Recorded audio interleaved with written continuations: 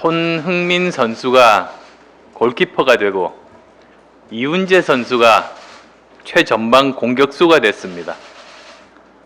축구 얘기가 아닙니다. 바로 2020년 대한민국 국회의 모습입니다.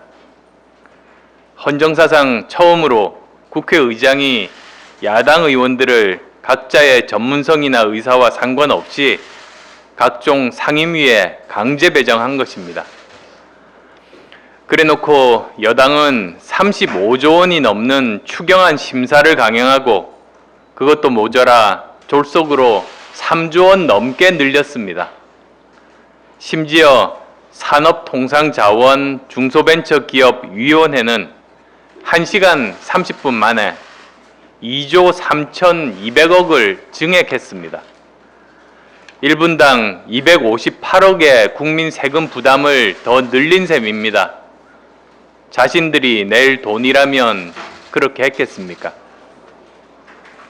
무조건 추경을 통과시키라는 대통령 하명에 국회와 야당의 존재는 부정됐고 국민의 지갑은 영혼까지 털렸습니다. 민의의 전당이자 행정부를 견제해야 할 입법부가 날림 심사와 날림 통과로 통법부와 거수기를 넘어 청와대 심부름 센터로 전락했습니다. 민주주의의 가장 기본 원칙인 삼권 분립도 무시하고 입법부는 청와대의 명령대로 처리해주고 형식만 갖춰주는 산하기관이 되었고 민주주의의 가장 기본적인 작동 원리인 소수 의견 존중, 대화와 타협은 사라져버렸습니다. 무늬만 국회가 됐습니다. 현 정권 사람들은 전 정부 때 이게 나라냐? 라고 했지만 저는 현 정권 사람들에게 이건 나라냐? 라고 묻고 싶습니다. 여당은 아예 경기 종목 자체를 바꾸려고 합니다. 민주주의의 가장 기본적인 규칙까지 바꾸려는 겁니다. 국민이 준 180석은 축구를 핸드볼로 바꿀 수 있는 권리가 아닙니다. 반칙을 해서라도 무조건 골을 넣으면 되는 무소불위의 권력이 아닙니다. 그걸 착각하고 온갖 반칙과 편법을 자행하고 그래도 마음대로 안 되면 아예 공을 들고 뛰어가는 럭비로 종목 자체를 바꾸려 해서는 안 됩니다. 이것은 심각한 민심의 오독이자 승자의 오만이며 결국 영원히 역사의 오점으로 남을 겁니다. 추경안이 통과되고 나면 다음은 공수처법 차례일 겁니다. 벌써 여당 대표 입에서 법 개정 이야기가 나오고 있습니다. 야당의 공수처장 추천권을 무력화하고 자신의 입맛에 맞는 사람을 앉히겠다는 노골적인 협박입니다. 문제는 이게 끝이 아니라는 겁니다. 공수처장 추천에서 야당을 배제한 선례를 만들고 나면 그들은 대법관, 헌법재판관, 중앙선관위원 임명 방식에도 손을 댈 겁니다. 교섭단체가 돌아가며 추천하는 국회 몫을 자신들이 독식하려 할 겁니다. 이미 원 구성에서 민주적 관행을 헌신짝처럼 벌인 그들이기에 기회만 오면 눈 하나 깜짝 않고 해치울 거라는 합리적 의심을 지울 수 없습니다. 이렇게 일방적으로 밀어붙이는 국정 운영을 두고 혹자는 사이다처럼 시원하다고 합니다. 그러나 당장은 사이다가 시원할지 모르지만 거기에 중독되고 의존되면 결국 남는 것은 당뇨병 같은 성인병뿐입니다.